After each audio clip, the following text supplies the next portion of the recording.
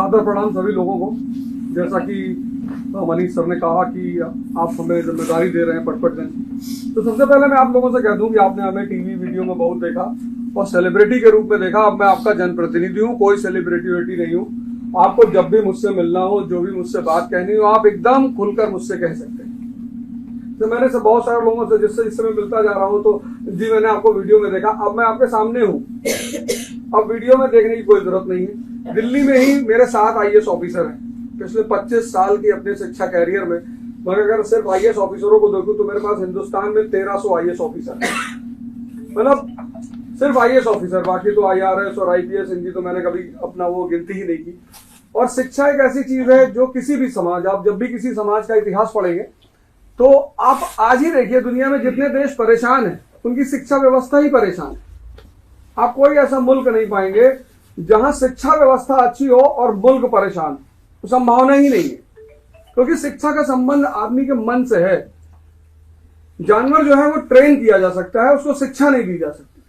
सिर्फ इंसान है जिसको शिक्षा दी जाती है, और शिक्षा का सिर्फ एक उद्देश्य होता है कि उसकी यहां की रोशनी को जला दिया जाए, कि वो उसको दिखाई पड़ने लगे कि सही क्या है और गलत क्या है।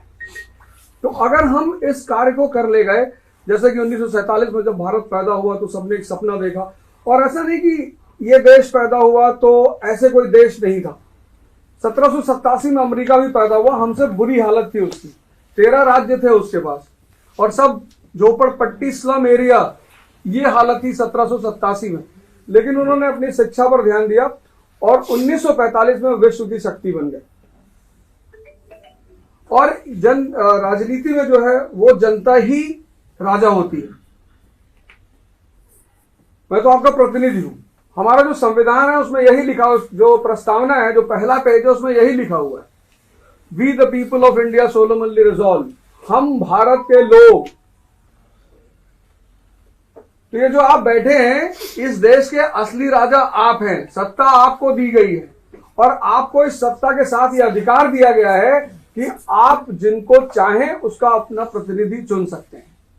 आप अभी मुझसे मिल रहे हैं, 1 दिन से 2 दिन से मिल रहे हैं, और आप मेरे बारे में बहुत कुछ सुनेंगे। सुनकर कोई राय मत बनाइएगा, मैं अच्छा हूं, बुरा हूं, आपके लायक हूं, नहीं हूं, या आप मुझसे मिलकर ही राय बनाइएगा। और अगर आपको लगेगा कि इस आदमी को विधानसभा में पहुंचाना चाहिए